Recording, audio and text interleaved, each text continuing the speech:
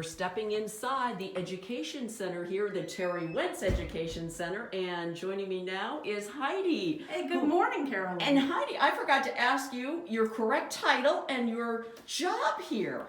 I'm the park naturalist, but I'm otherwise known as the Environmental Education Specialist for the Bureau of State Parks.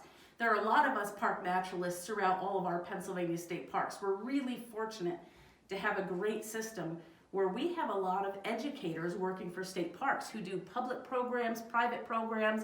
We're out on the trails all the time showing people what the great resources that they have right here in Pennsylvania. And one of your friends that we met a few weeks ago, Holly, is also like you, Heidi. So this is your space where you get to play, and we like to start here because it kind of sets us up for what we're about to see out there. Right? Yes, welcome to the Education Center. This is the Terry Wentz Education Center. Terry was my first boss out here at the park. We have his picture here. He did a lot to establish an education center, an educator position, and make a lot of community relation partnership with the public. So we have a great education program here. And when people come into the Education Center, they can look at the exhibits that tell you a little bit about the park and its resources and what they may be able to see. And of course now, in this day and age, things are a little different. We've had it marked off for safety purposes so that folks go one way around. Sure. And it shows them where the handouts are. And we should point out too that you're wearing a mask and I'm wearing a mask, boys and girls. As we've talked about on our walks, we want to be safe, and our governor has asked us to wear a mask. So we'll be doing that today on this walk. Definitely. And we even wear our masks when we're outdoors in that 90-degree heat. No loss of oxygen. You can breathe just fine in masks. It might be uncomfortable, but it is for safety's sake, so we don't spread those droplets through the air and make someone sick, and we don't get sick from someone else's droplets. All right, so again, we're here at the Education Center. We're going to get just a bird's eye view of what you can find here, and then we want you to come out and explore it yourself. You bet. Well, when you come to the Education Center, the first thing you see is the little map of the park, and it helps people orient to what's out here. A lot of people are surprised that we have almost 1,000 acres for Canoe Creek State Park, 8 miles of trails. We have cabins, we have pavilions, we have a beautiful lake for fishing, and a lot of trails for hiking. So this is a great display to show people where they are in the park. Whoa. So as people come around here, they can learn a little bit about the geology of the park. The story of Pennsylvania is written in its rocks. So folks, when they go outside, can actually find little fossils that were embedded in the ocean bed that is now the limestone under the park. And that is connected to our present day story of what happened in the park. We're famous for our lime kilns. So right over here, when folks come into the Education Center, they can actually see the model of the lime kilns. Now we'll see parts of that on our walk, but my goodness, this isn't how it looks today. This is what it looked like about 110 years ago or more. What people see nowadays is just the understructure. So this model illustrates beautifully what it looked like and what all the bits and pieces were. We also like to talk about who worked here. Heidi, what am I looking at here inside the Education Center before we go out? This is a great spot to talk about bats. At our park, we have lots of bats. We're one of the most studied parks for bats because we used to have such a huge colony of bats. But that was before, of course, white nose syndrome came and wiped out a lot of the bats. It still sounds scary. Is it does scary? Sound it's a fungus that came and invaded bat colonies everywhere. So the bats had to deal with that. It really killed off a lot of bats. Bats reproduce really slowly. So our bat colony, which is really a high value ecological resource, is coming back slowly, but people still come to sit in the yard and watch all the bats fly out at night, so it's fascinating. So this shows people where bats live. So I'll put the light on here. And you can actually see bats hanging up in the ceiling up there. Oh, my light is flickering. That's okay. Another thing people can see in the Education Center is a display about the rocks that are in our environment. At Canoe Creek, this area is old ocean bed. 410 million years ago, this area was shallow ocean. And because of all those creatures living and dying and the sediment building up, you can actually, in some of the rocks today, see fossils like this. I do see that. That's really from around here. Yes, it is. This is limestone. We are outside the Terry Wentz Education Center here at Canoe Creek State Park, and my friend Heidi is first busy trying to find some special insects. Yeah. If you can see, tell us what we're looking at, a part of a pollinator's garden? You are. It's our wildlife habitat garden.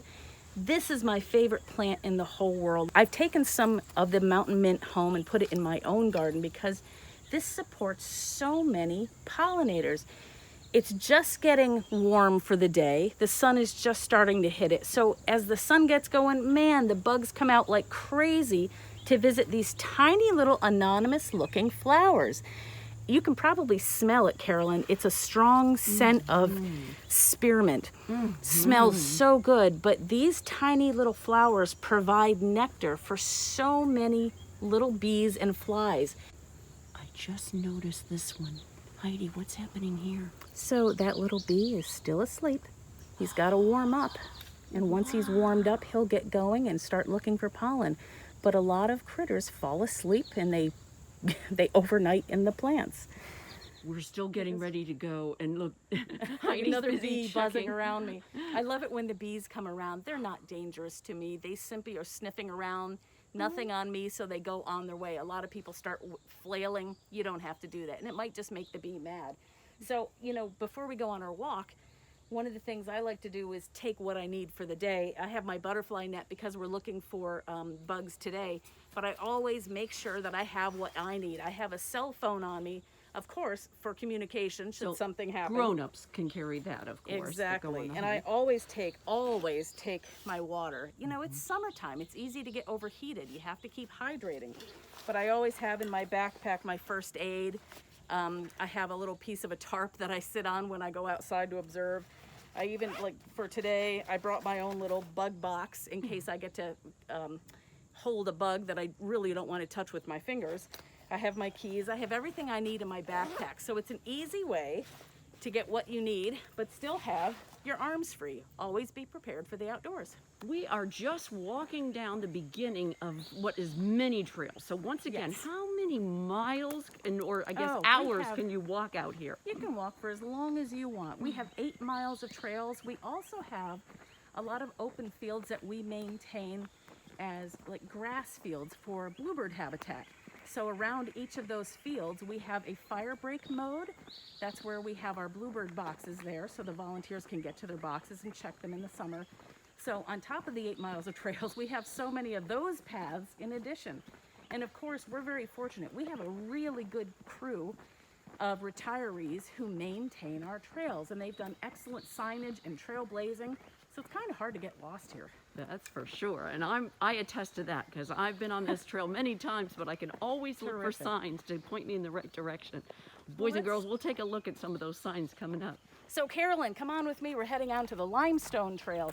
You can see our first trail marker here shows you what trail you are on. Can boys and girls volunteer and help, or is it mainly adults that need to come out to volunteer at state parks? Anyone can come volunteer. We definitely encourage families to come volunteer. We have a small group, and we keep it small, of trail volunteers who maintain the trails because they have to have special training.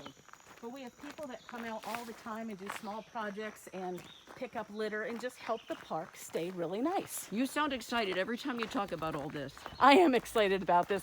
It's very hard to maintain a park without a lot of people's help. We don't, as any place in nature, we're understaffed.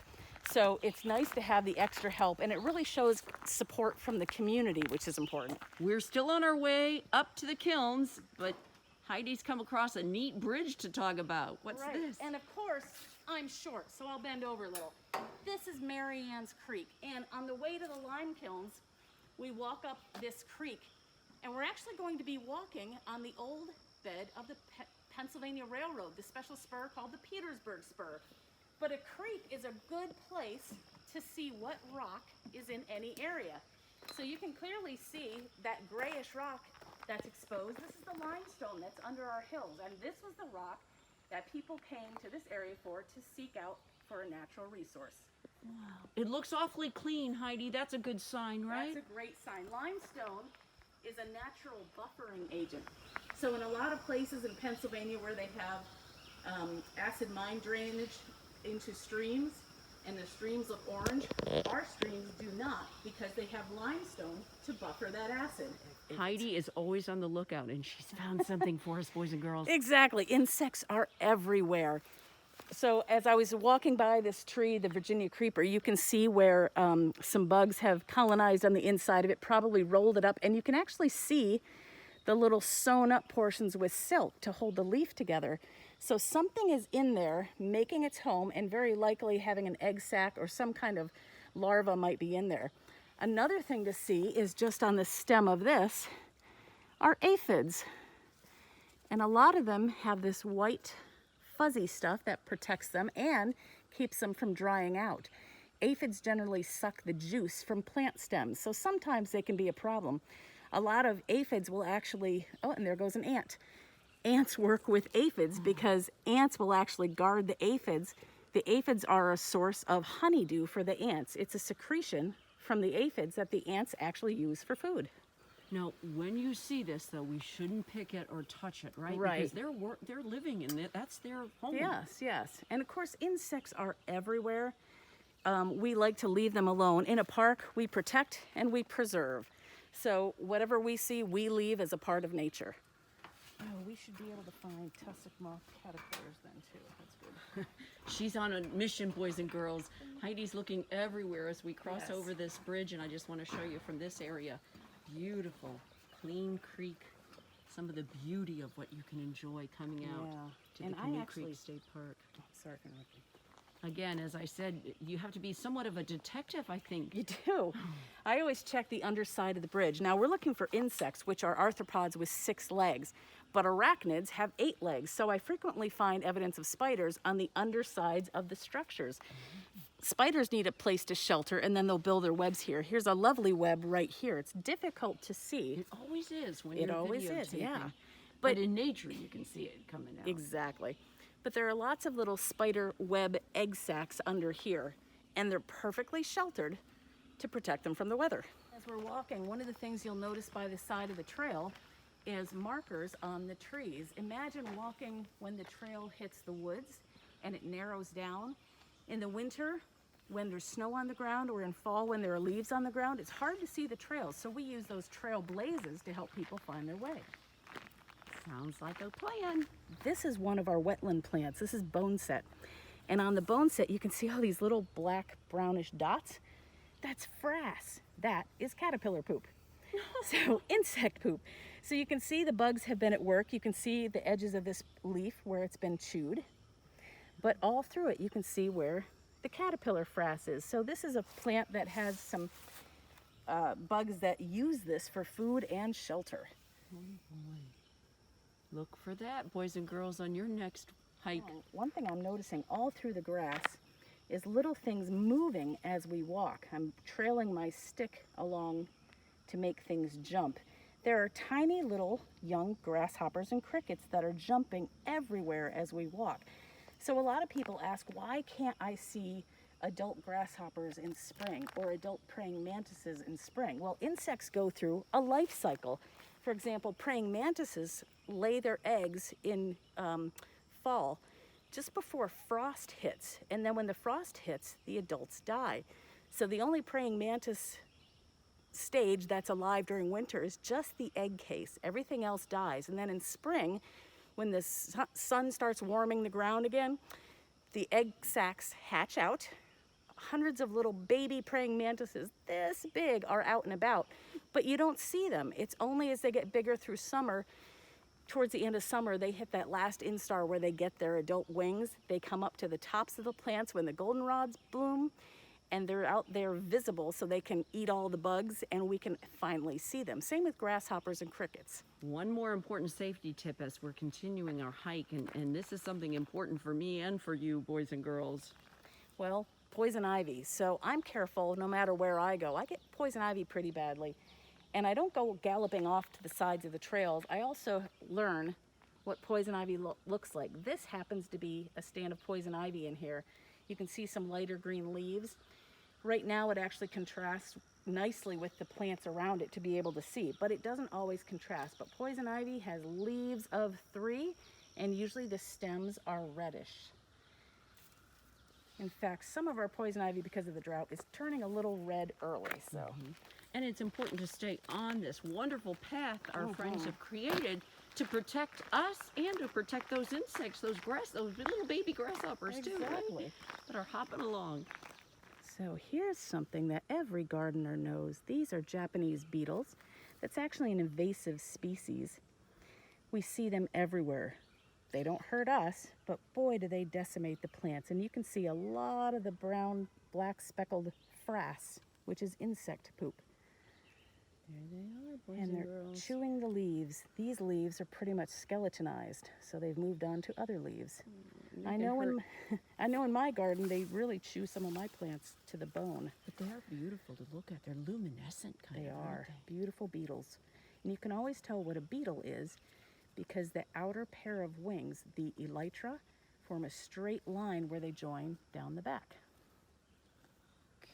Ladybugs are beetles. So Carolyn, I'll have you turn around and look at the path that we're on. This is actually the railroad bed for the spur of the Pennsylvania Railroad. They use this to bring the train to the lime kilns. So welcome to the Blair Limestone Company lime kilns. Okay, that's what we saw in that model, boys and girls. Exactly. So Here this it is what would be under the building cover that you saw. And right now we're having some construction done at the end because of course something over 100 years old takes a little bit of construction. Things fall apart when they get old, right? So But you're trying to preserve to give this sense of history here. Exactly. So the amazing thing about the Blair Limestone Company lime kilns is that there are no kilns here anymore. When you look at this structure, this used to be 8 stories tall. Oh my goodness. Now, what, we're 5 feet plus change. These things are a lot taller than we are. But add 6 or 7 stories on top of that. Wow. It was a big industry way back here in the middle of the woods. Right, Yes, you always yes. want to travel with a grown-up if you're a younger boy and girl, but you are allowed to come up here. Well, we like inviting people up here to explore what was the lime kilns. Now, this is an amazing structure. This was all hand-built in one springtime. You can see the horizontal marks where the laborers here built forms to pour in this very roughly made concrete. And some of the forms, you can even still see the grain of the wood that held the limestone in place, or held the concrete in place while they poured it. Now, right now, it's open to the sky. Whoa. When you looked up there 100 years ago, there used to be a giant kiln sitting there. But when this went out of business, when the Great Depression hit, all of that material, all the iron and steel that built this, would have been sold for scrap. So nowadays, we can look up to the sky. And boys and girls, you're allowed to come in here very safely with a grown-up and kind of do your own exploring here at the base of these kilns. Very cool. So people ask, why are these squares of bricks in the floor? This used to be a building with a big roof. The bricks are where the posts sat that held up the roof. When you made quicklime was actually kind of dangerous. That powder, if it got wet, would have a chemical reaction that produced enough heat to burn wood. So it really needed to stay dry. So they had to keep this under shelter to keep their product and the workers safe. And of course, this round doorway was the very end of the process. The process started way up there at the chimneys when they put rock in there to preheat. It moved down to on top of the bricks where the oven was to bake. And then it moved down here when it was a powder. And this is where they shoveled it into boxes or bags or barrels or crates. They brought it out here onto this platform. And then there were doors that led to right where that path is where the train sat. So they could load it right onto the train. Very efficient. Very efficient. And this was a miracle of modern technology to have all 6 kilns back here in the woods to make quicklime in order to send to Pittsburgh to make steel. All right, we're still here at the kilns, and Heidi has found yet another interesting tree. This is exciting because this is evidence of insects here. This is an old dead tree, and obviously carpenter ants and bugs have started consuming this dead tree. Well, when that happens, the woodpeckers can hear the bugs moving around under the bark, so they come and start pounding. So these are holes made by a pileated woodpecker. And woodpeckers are cool. They are adapted to eat the insects. So they have this long tongue that's anchored at the back of their mouth. And it's such a long tongue that their tongue actually curls around under their skin and comes to rest between their eyes. So you can imagine when they're pounding in the tree, the bugs hear them and the bugs run up through their galleries farther away. Well, the woodpecker then can shoot that really long tongue up through that little hole and nab those bugs. So they need that kind of evolutionary adaptation to be able to eat bugs that are running away. So bugs are not only have evolved with the plants, but they've evolved with the other animals that rely on them. In the lawn, it looks like there's some holes in here. They're about the size of a tablespoon or two. That's evidence that a skunk has been here digging for bugs. So bugs feed everything in the food chain, and there are grubs that live in our lawns. Well, skunks are beneficial because they come dig and get the bugs out that eat the grass and destroy the roots. So that's evidence that bugs are here too. Even if you might not see some of the bugs under the grass, the skunks know they're there. So I stepped into the stream here to pick up some rocks. You can see a dark spot here. This little guy is crawling over the surface of the rock. It's actually a beetle. This will turn into a beetle. It's called a water penny. That's crawling over the surface of the rock. So insects, aquatic insects, will actually lay their eggs in the water. And there's a little baby mayfly that was crawling around. The trout eat them. So bugs, oh look, there goes that water penny crawling around. And they actually eat the algae off the rocks. They take good care of our streams. And you know, when we were learning how to fly fish earlier, the flies they create are created based on some of those same water insects. This is an important part of the stream ecosystem. Oh, it's a discovery. Something that everyone loves in summer. Okay, I'm all for bugs, so I love this. You always find little wattles of spit on the plants. What is that about? No, not people are spitting. This is actually an aphid. So I'm going to rub it on my hands, and you can see the aphid in there. That little aphid sucks the juice from the plant, and they actually exude this moisture that they then kick into a froth with their feet. That froth disguises them and keeps them moist during a hot summer day. So a lot of plants, like this one down here, you can see that they have the spittle bugs on them because there's more little wattles of spit on those plants. Oh my goodness. So I'm going to put this guy back. She carefully puts him back on there. Oh, there's another one that we discovered. So, boys and girls, it's not good for you to pick up and touch, but you can get close to it and see what it all looks like. So it's hard. I start looking at one bug and then something else flies by. There goes a little skipper, and it just landed in the little sumac growing here, and there goes a monarch flying by.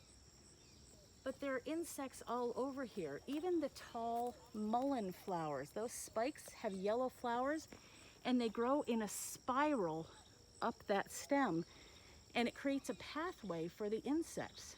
So check out the Viceroy caterpillar on the burdock. It looks like a monarch. It's a great mimic, so it can stay safe. Birds know not to eat the monarch caterpillars with those warning colors, and of course the adults, because they have a toxin in them. But the Viceroy mimics that pattern, so it doesn't get eaten. But it's seeking out that nectar from those beautiful, kind of anonymous looking burdock flowers.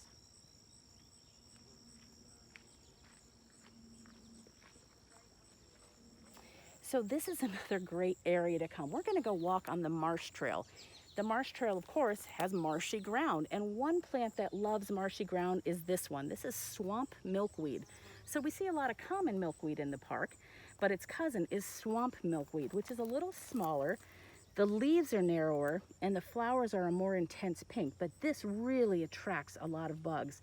So as we walk on the trail, very likely you'll see swamp milkweed with lots of butterflies on it. All right, Heidi, we are heading on what's called the Marsh Trail? The Marsh Trail, and there's one of our first residents on the railing of the Marsh Trail. There is a widow skimmer dragonfly sitting there. My goodness. Has a light blue body, and of course, he just flew away. They're flew away. Very fast. Dragonflies are all over here. We just visited the creek back there. Dragonflies are a Marsh Trail one, but they're aquatic insects, and they do lay their eggs in water. So you see a lot of dragonflies around wet areas. We're going to keep rocking and rolling our video. Hopefully we You can got catch it. one. They are very elusive. This is a great spot to see a lot of bugs. Cabbage white butterfly flying along. They like to visit all the flowers to get the nectar. And they're pretty common in our backyards. I'm not so good with the camera, boys and girls, to capture all this, but hopefully you're seeing this. And it's best to come out and see it yourself. I'm excited about Carolyn. Getting into the end of July and beginning of August, this is goldenrod, and the goldenrod starts blooming. Goldenrod is kind of like the milkweed plants in that it's its own ecosystem. So goldenrods, once they start blooming, all those end of summer insects are at their adult stages, like praying mantises.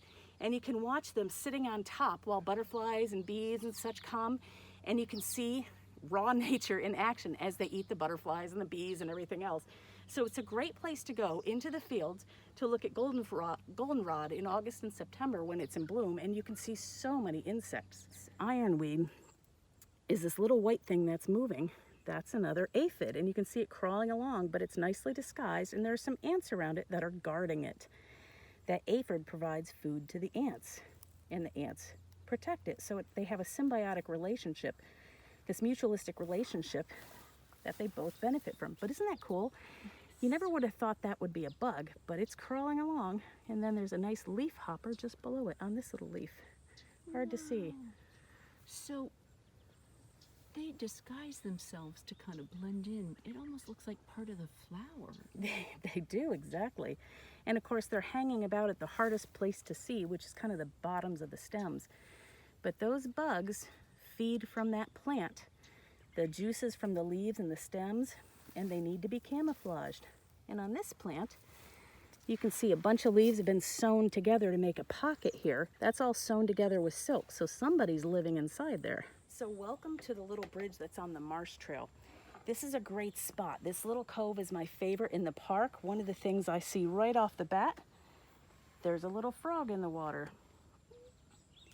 And he's sitting very still. They are the sit and wait predators, so they eat lots of bugs. There's another frog right down here. He's a little bigger. But we talked about observing, and you need a lot of patience to observe, because the animals you're watching for have patience too. So they're on bug eating duty. Because so many things eat bugs, bugs need to lay hundreds or thousands of eggs to make sure they have enough young to survive.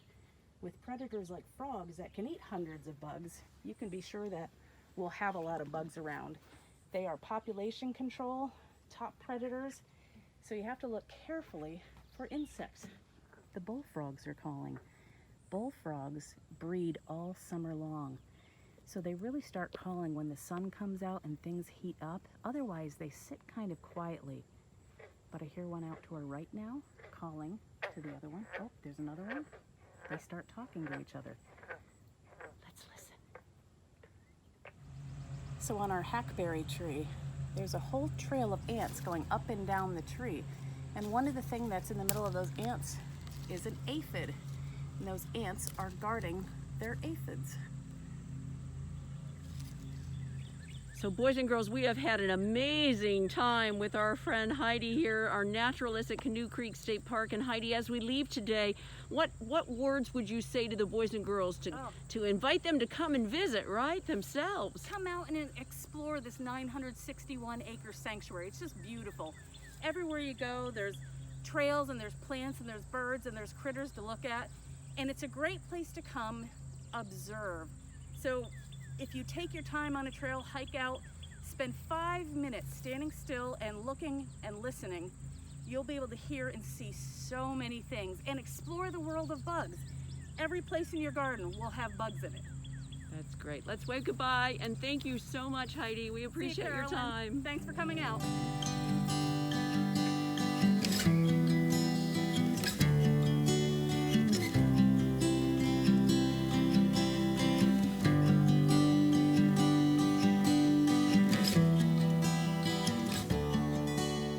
Boys and girls, I just just wanted to point out that I'm wearing my mask now because I'm in an area at Canoe Creek State Park that may have some people, and I want to make sure that I'm safe and they're safe.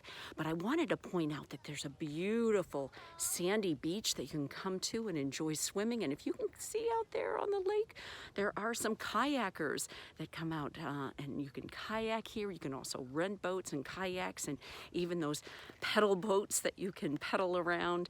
And if I turn the cameras a little bit in the distance there, you might be able to see they have a beautiful playground now for boys and girls to enjoy. And they even have an area, as I keep turning around here, they have a place where you can eat and change and get showers. So this is just a really cool park, one of 121 that's perhaps close to you in Blair County, just outside of Hollidaysburg. No matter what, try to get out and enjoy some part of nature for your hike.